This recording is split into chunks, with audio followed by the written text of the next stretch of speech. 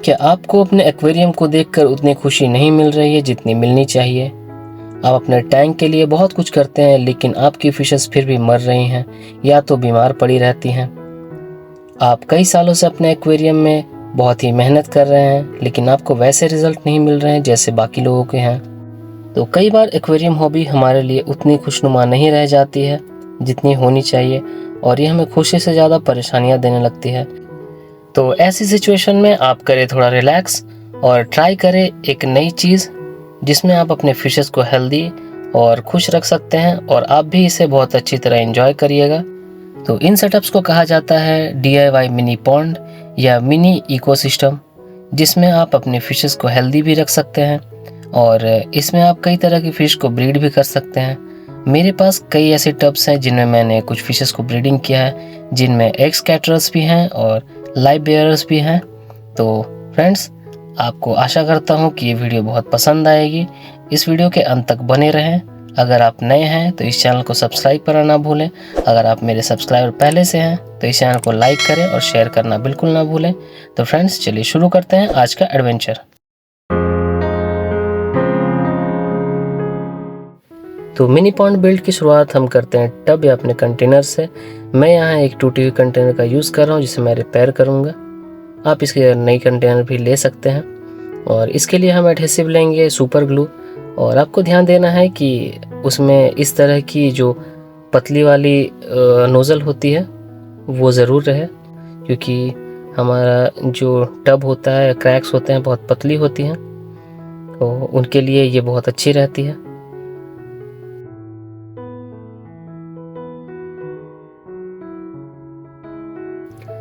अगर आप इस तरह की टब्स को रिपेयर करने के लिए सिर्फ सुपर ग्लू का यूज़ करेंगे तो वो कुछ ही देर में पानी के प्रेशर से टूट जाएगी। तो इसके लिए हम लेते हैं इस तरह की GI वायर्स और इन्हें हम U के शेप में बेंड कर देते हैं। फिर इन्हें करते हैं रेड हॉट, और जहां हमारी दरारें हैं वहां दोनों साइड्स को हम जोड़ते हुए इसे हाफ वे में अंदर घुसा देते हैं। फिर थोड़ा वेट करते हैं कि ये हार्ड हो जाए। इसके बाद हम जो एक्सेस वायर है उसे कट करके हटा देंगे, और जो बाहर हमें ये वायर बची हुई मिली है इसे फिर से हीट करेंगे। और हीट करने के बाद जो यहाँ पे हमारी कैविटी बन गई है वायर के अंदर जाने से, उसे गर्म करके अच्छे से लेवल कर देंगे।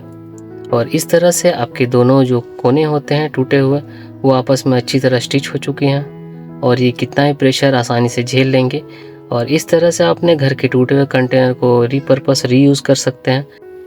इससे आपको दो फ़ायदे मिल जाएंगे। आपको आपके फिशेस के लिए कंटेनर्स मिल जाएंगे जिन्हें आप रीयूज़ कर रहे हैं, और आप घर में डंडे और बेलन से ही बच जाएंगे। अब इसे पूरी तरह से वाटरप्रूफ करने के लिए हम इस तरह की जो बाइक की टायर ट्यूबिंग होती है उसका यूज़ करेंगे। इसमें से आपको अपने टूटे हुए हिस्से के बराबर की लेंथ की एक पट्टी काट लेनी है। फिर उसे हम इंस्टेंट ग्लू की मदद से चिपका देंगे। चिपकने के कुछ देर बाद हम इनके कॉर्नर्स को अच्छे से ग्लू से फिल कर देंगे, ताकि कहीं भी किसी तरह की लीकेज ना बचे। और इस तरह से ये पूरी तरह से नई जैसी तैयार हो चुकी है और बहुत ही मजबूत हो गई है। तो अब हम बढ़ते हैं आगे और करते हैं इसका लीक टेस्ट। तो अब हम अपने टब में वाटर फिल करके इसे 12 घंटे के लिए छोड़ देंगे, ताकि इसमें कोई लीक हो तो हमें पता चल जाए। और लीक टेस्ट के बाद चलिए प्लांट सिलेक्शन की ओर चलते हैं। मिनी पॉन्ड इकोसिस्टम बनाने के लिए सबसे इम्पॉर्टेंट चीज़ों में से एक है प्लांट्स, और आपकी प्लांट की सिलेक्शन बहुत ही अच्छी होनी चाहिए ताकि ये आपके पॉन्ड को हेल्दी रखे और उसे सूट करे। तो हमारी पहली जो प्लांट हम यूज़ करने वाले ये है सिंगोनियम प्लांट, जो कि बहुत ही फेमस इंडोर प्लांट है, और इसे फोलिएज के लिए घर में ग्रो किया जाता है। इनके पत्ते काफ़ी सुंदर दिखते हैं, और इसे हम हैंग करके आसानी से अपने टब में उगा सकते हैं। इसके अलावा कुछ और प्लांट्स हैं, जैसे ये स्पाइडर प्लांट है, ये भी टैंक में बहुत अच्छी तरह ग्रो करते हैं। उसके अलावा पीस लिली के बाद हमारे पास है ये पेलोनिया SP। इसके बाद फिर ये है क्रीपिंग जू, या इसे वॉन्डरिंग जू भी कहते हैं। ये भी बहुत अच्छी तरह से टैंक में ग्रो करती है। ये रही कुछ फर्न्स जो कि नेटिव हैं। इसके अलावा ये रही अम्ब्रेला पाम, और ये रही लक्की बैम्बू।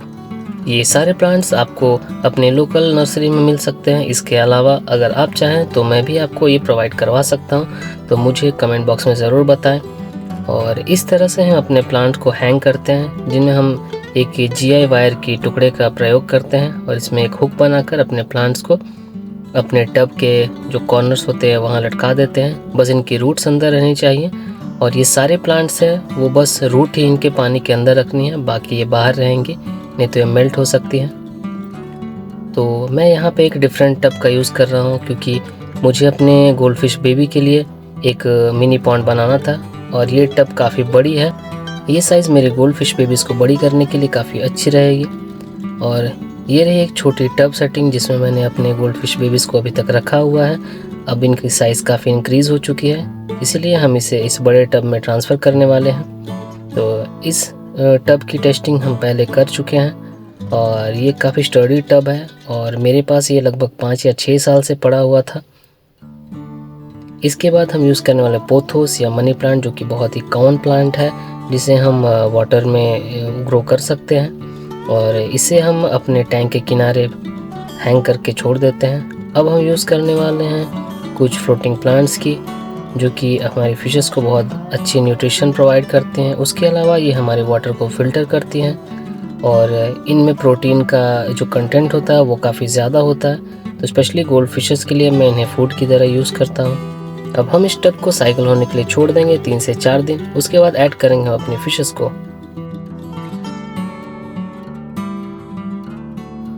तो अब हम अपने फिशेस को करेंगे टेम्परेचर एक्लिमेट। उसके लिए मैं रीयूज़ करने वाला हूँ अपने इन प्लास्टिक बैग को जिनमें मैं फिशेस लेकर आता हूँ। तो पहले हम लेंगे अपने पुराने टब से पानी और इसमें फिर हम अपने गोल्ड फिशेस को डालकर और टेम्परेचर एक्लिमेट करवाएंगे। ये प्रोसेस करना बहुत ही ज़रूरी है क्योंकि फिशेस को नए इन्वायरमेंट में छोड़ने से पहले उन्हें कंडीशन ना किया जाए तो उन्हें शॉक लगता है।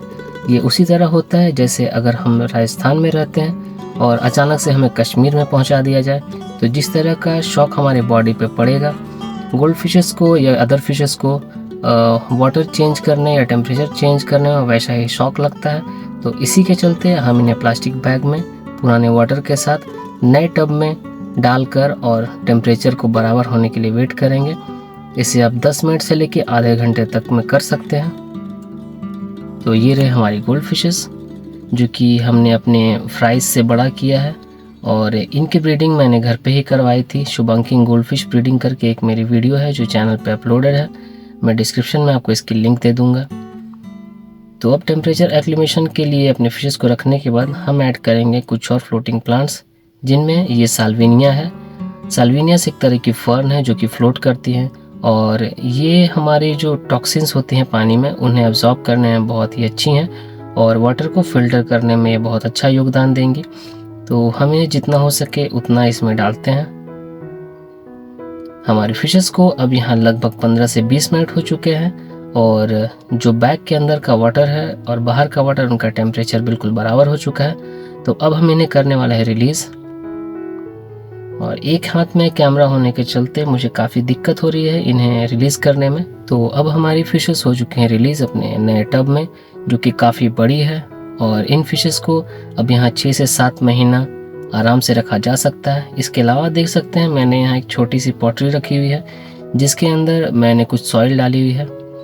तो इसमें हम ऐड करेंगे एटलीस्ट एक सबमर्ज उगने वाला प्लांट, क्योंकि ये प्लांट्स पानी के अंदर ग्रो करते हैं तो ये ऑक्सीजन का लेवल पानी के अंदर बना के रखेंगे।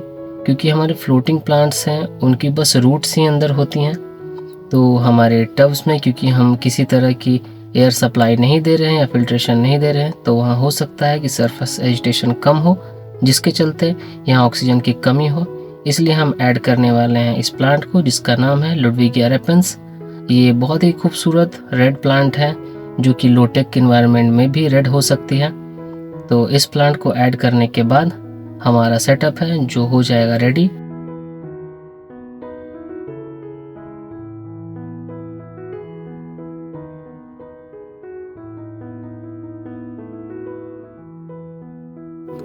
तो अब हमारे सेटअप को 1 वीक हो चुका है और इसमें थोड़ी बहुत प्रॉब्लम्स आई थी, जैसे कि हमारी साल्विनिया मेल्ट करने लगी थी क्योंकि जिस जगह मैंने अपने टब को रखा है ये बिल्कुल सनलाइट यहाँ पे नहीं आती है, ये सेमी शेडेड एरिया में रहती है।